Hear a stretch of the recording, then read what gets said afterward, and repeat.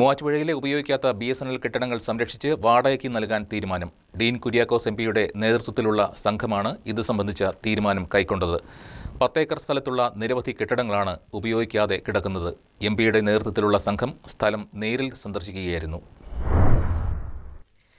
മൂവാറ്റുപുഴ നഗരപരിധിക്കുള്ളിൽ BSNL-ന്റെ 5 ഓഫീസുകളുമായി ബന്ധപ്പെട്ട് 10 ഏക്കറോളം സ്ഥലവും കെട്ടിടങ്ങളുമാണുള്ളത്. ഈ സ്ഥലത്തുള്ള ഉപയോഗിക്കാത്ത കെട്ടിടങ്ങൾ എങ്ങനെ പ്രയോജനപ്പെടുത്താമെന്നാണ് ഡീൻ കുര്യാക്കോസ് MP-യുടെ നേതൃത്വത്തിലുള്ള സംഘം വിശദമായി പരിശോധിച്ചത്. ചില കെട്ടിടങ്ങൾ പൊളിച്ചു മാറ്റേണ്ടി വരുമെന്ന് സംഘം വിലയിരുത്തി. എന്നാൽ ഭൂരിഭാഗം കെട്ടിടങ്ങളും ആവശ്യമായ നവീകരണങ്ങൾ നടത്തിയാൽ ഉപയോഗിക്കാൻ കഴിയും. കോടിക്കണക്കിന് രൂപ വിലമതിക്കുന്ന കെട്ടിടങ്ങൾ നശിക്കാൻ അനുവദിക്കില്ലെന്നും കെട്ടിടങ്ങൾ സംരക്ഷിച്ച് ഉപയോഗപ്പെടുത്തുന്നതിനുള്ള നടപടികൾ അടിയന്തരമായി ആരംഭിക്കുമെന്നും MP പറഞ്ഞു. ഇതുമായി ബന്ധപ്പെട്ട് ഈ സ്ഥലത്തിൻ്റെ ഓണർഷിപ്പ് അതിൻ്റെ പോക്കുവരവ് നടക്കാത്തതിൻ്റെ ഒരു സ്ഥിതി ഉണ്ടായിരുന്നു.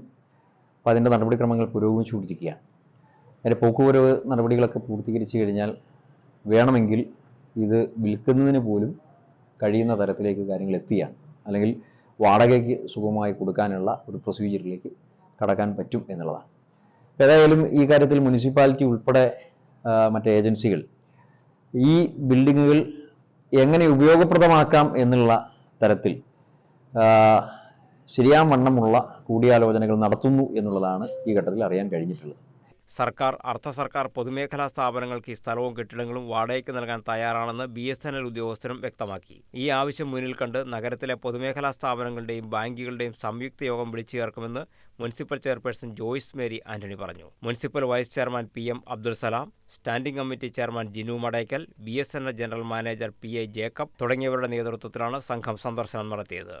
News desk KCB news.